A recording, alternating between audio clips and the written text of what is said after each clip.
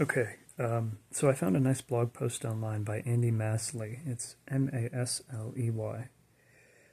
It's called "The Main Way I've Seen People Turn Ideologically Crazy."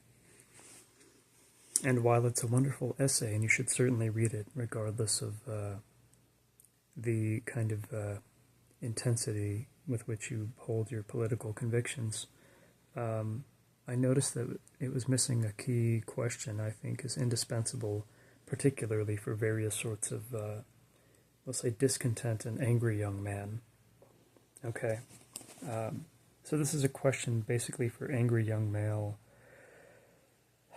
radicals, extremists, oddballs, and political innovators across the political spectrum. Okay, I answered this question myself at one point in private, um, especially if um, after I had prolifically read, the works of all kinds of thinkers and iconoclasts in the political realm. And the question I want you to answer in a private handwritten journal is this: how can I plan in a way that I make complete peace with a life in which I remain an unremarkable loser to everyone? So this is not implying that you're just going to be dirt poor and in terrible shape and completely unloved. But I guess the idea is that you will not have high status, you will not have a lot of power, you will not have, you know, a harem of hot women or whatever it is that you might consciously or subconsciously crave. Okay, you're not going to have the ego of someone who cured every disease within a single hour of attempting to start learning about diseases. Do you know what I mean? So envision a life in which you're kind of a low status person. What can you do to make that life peaceful, wonderful, joyful, fulfilling, tasteful, purposeful? Okay. And you might say, well, this question is not only disrespectful, it's offensive.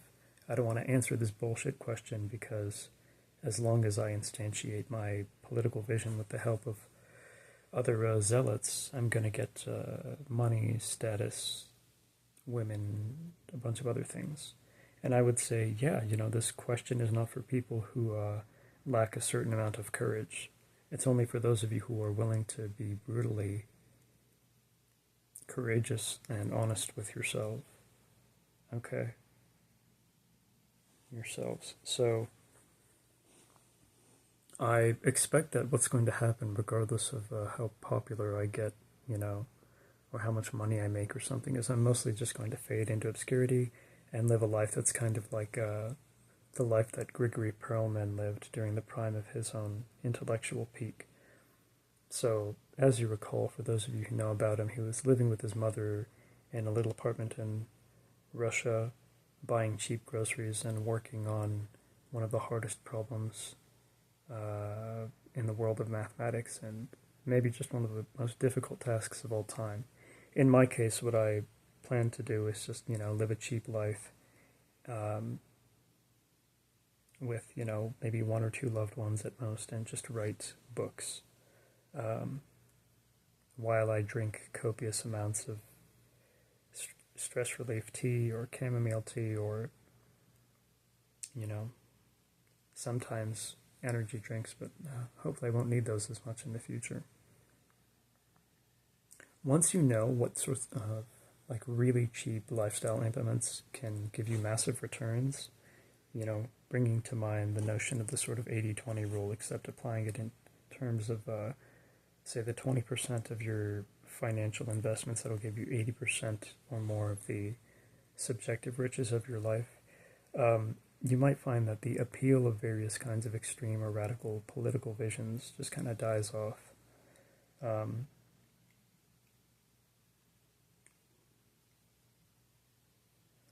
I spent some time, I guess you could say, babysitting certain groups of people with extreme political leanings. We had some interesting conversations. A small number of them happened to be well read and sharp, and we were kind of shooting the shit at a high level But, in order to guard yourself from a slide into precipitous extremist commitments that would, obviously endanger your career prospects, your romantic prospects, your personal safety, your sanity, you need to be clear about the kinds of very, very, very cheap lifestyle conditions you can subsist with, okay? Before you get involved in fantasizing about some beautiful political order being imposed in the country. And once again, this is only for maybe a small subset of people who happen to be radical or extreme. Most of you are going to encounter this and just be like, oh, you're trying to, take me out of my impending spot. But this isn't really for everyone out there. It's just for those of you who are willing to think deeply and kind of slap yourself in the face and metaphorically douse your kind of intellectual pores in ice-cold water before it's kind of too late and you end up in certain situations that I'd rather not get specific about. So, thank you for watching. Stay sharp and sober. God bless you. And take care of yourselves.